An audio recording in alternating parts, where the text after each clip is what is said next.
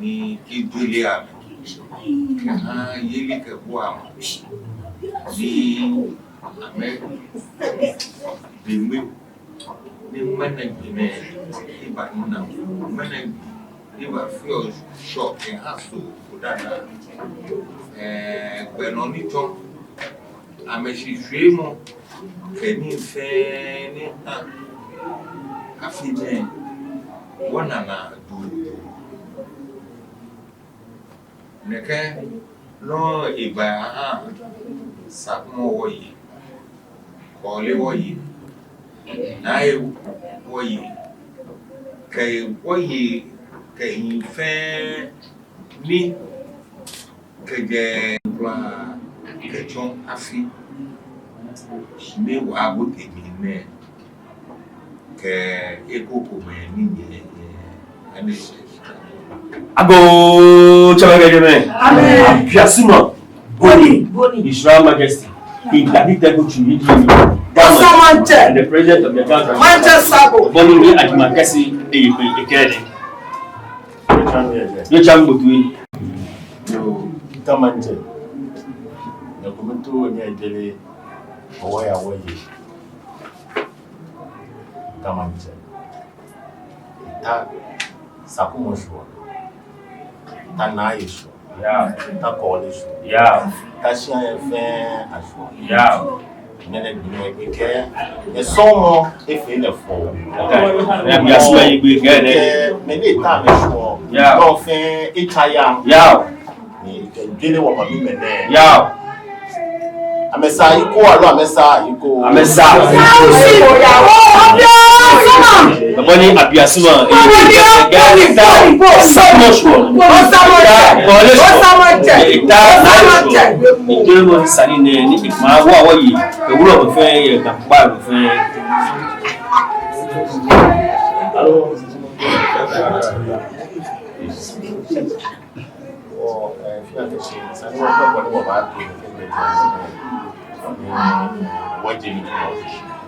Biasima ke ajo original Defend the many ni what any of them defend that and you come on ya ko na de ni gwae ni safo to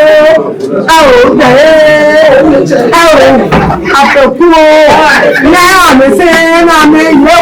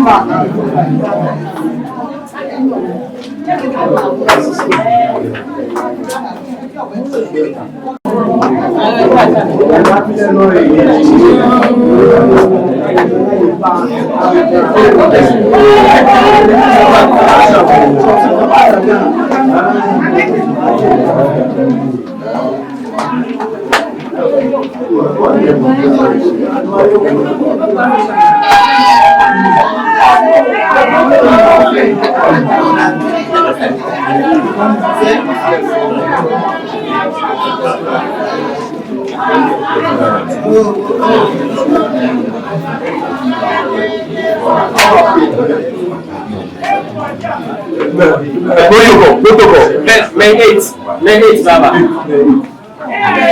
and 1. 8 and 1 all of you.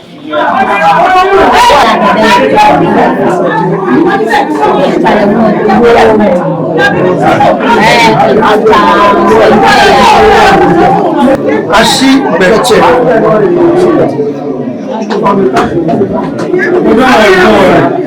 Ashi Beche Fadila. I didn't go.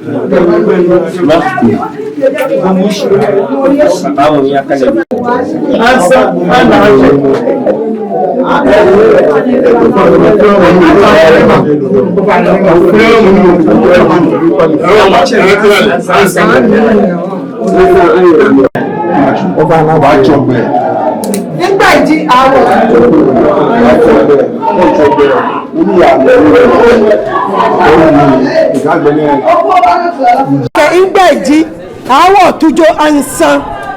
inja wa mimba na tete 2 good years ne fio mi aka wo wa maji acheme wo wa awojo bransin niji ni gaman aka gamanche lelen ne bayi wotai ayi what wamo niji toilet aka turawo anokwale afe bonisa shimo mene shoni ma shone wonna ko ene ko dan fio mi aka mene shino efe shienyo ni abiasima niji niga Tackie Teiko Tsuru mene mbecho ane eba ha wo gan fe klala eja ka ke wo kusu fe mo klala ka ta fla cha ni gbele ba mi hu klala o yeyele hu klala ka ma gba klala wonu fi ono klala eja ka klala dino ni ko te eja no eja la wa se mo anya e ko te he mama eja la wa mo ko ba he mama eja la wa ne ka ji epo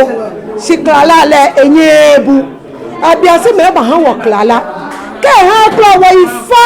lo mo ko fe mo ko nle ye envelope mi ko bona fe ko te no ka nu fanta ni komi o ba ye no ka he komi le wo ngene shini wo ba tane mo fi mo enya he tashi bi e ba mete aha na ubi aha su aha lababe aha nu wabi le wo won daleshi so lo mo ehun na me ba se mi na cheme ache kwa me si na me ba se nu mo adamu ami ye ame hu aba ha me ko wala eko kanu tumo lechu won we ino jojo bana fe ni government e won awale ko na ka wo gan amashi eja ka be fe ka government ko ba ana wa mo ko kura na ka wo gan me lo won pa fai ana wa wo ko ni bana wona ni Tackie Teiko Tsuru ne ko ni la huwa ka wa mo ko ba wa waji acheme le wo no ni pani wo ko le ji won dale si wo tan wo bo koko ti o ko e si da pete nple ni wo kan je ofete enwo ni wo kan han le jinu e fi ene e si agbo na agbelele ye ahen na de ka wo je me e tu amani aba mande jula jo cho fele de le blani ye fa ni gbaji awa mu bi e na iwe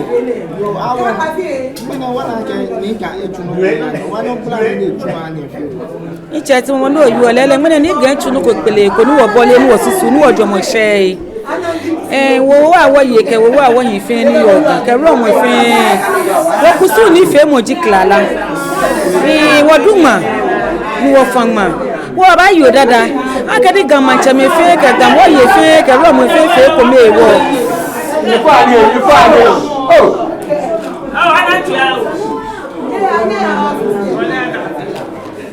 no fa na ka di gan Woyee ke gan manche me ke gan ro mu fe ko me wo mene wa cha bia suma e ka wo fe wo ka klala fe kusu won mene di gbe an Woyee fe klala ka je po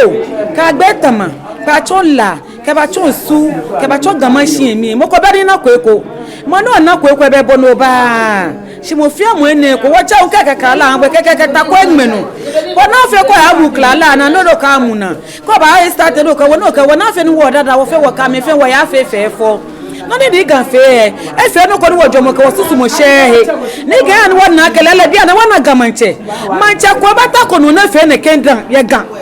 aka ne fe gamanche wo edumo ga mancha ma fe na mene ka fe no ko ha gamanche me fe ko wo fe wana kelele wana gamanche ka se bi fe ni banya me kula ga ni ga ya no o na ma ke peji wo da bia suma shi ka gamanche me fe ni wa bia suma ni mene na me ka fe wo fe wo shi me ko wo shi abia suma pe ko shi abia suma ye wo shi ka e ti fe ko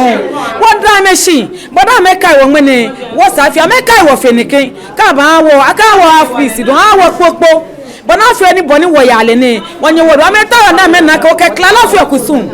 e wo klala o ke fi okusun ya ni wo she cho ni wa la ke china fi tu ene wo ke china wo ka fi le pen adaka e wa ne bu ebi ai ne lebi ne le no bi goje ke romu ke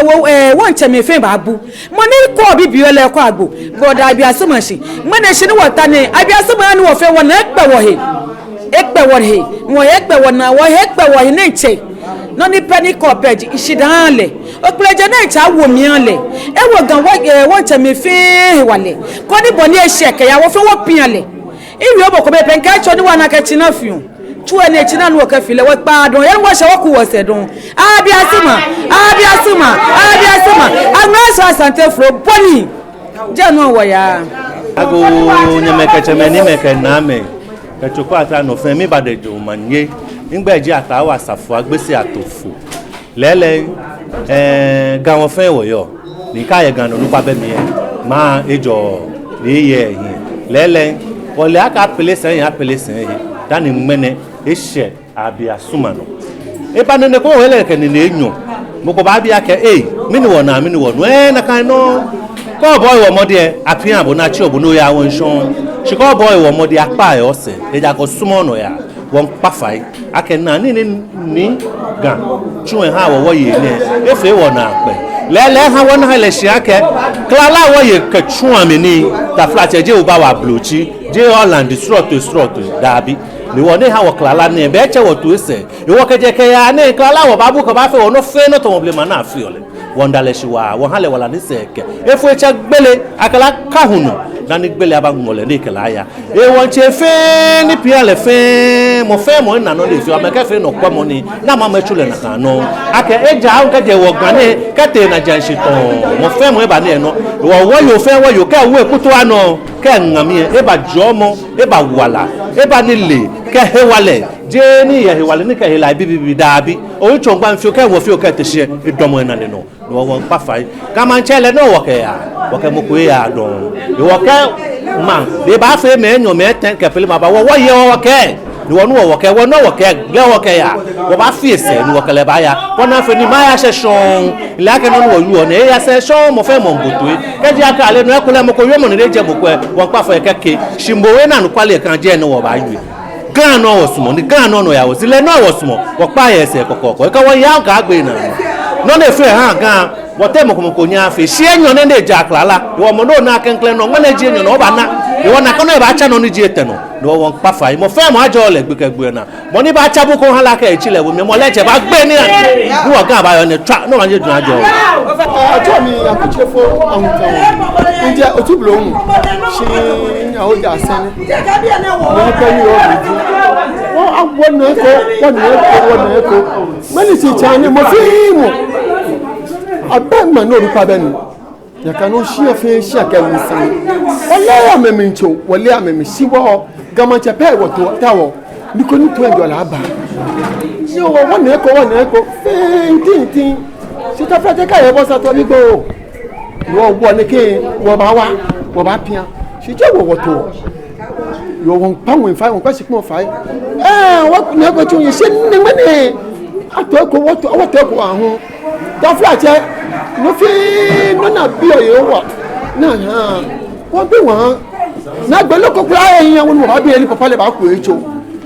won bi sele mo wa le won bi no ya owo ja se me e ko mi fe mo be wo te e kan no pa won na kan no won pawon fa won kwasi pon fa ko na ya bua kele no le ka no sele mo ni na le tafa cha ke nkan ma che wo ma fi ni no fi ni ba yan ma le acho o ta wo ko e ta wo te su onu Wa kabi ko mu yebe ko ne bonga la ba bi. Won pa we fo pa so won be sele mo wan le. Won be me ya wan han le. Ba fi pa ne ba be ba shu hin. No fi no ni ahin ale yo ha fe han le. Ko ni kuma ka yebi ko. Mi pa fa no fi no ni apolo fa apolo ni amomi. E ka cho yo wa na apolo ko be pe fi le kente mu. De bi fi han ye ko. Ni pe ni eyin aji wo jo je me pe. Mo pe ko be fi mu. Wo ne ba ni e ba mu wo mi. Ne lo wo mi shi. Ni ka wo pu e na na la na wo. Na na wo won na le. Sele mo pa ka sele mo pe bi ale twa no ma nya.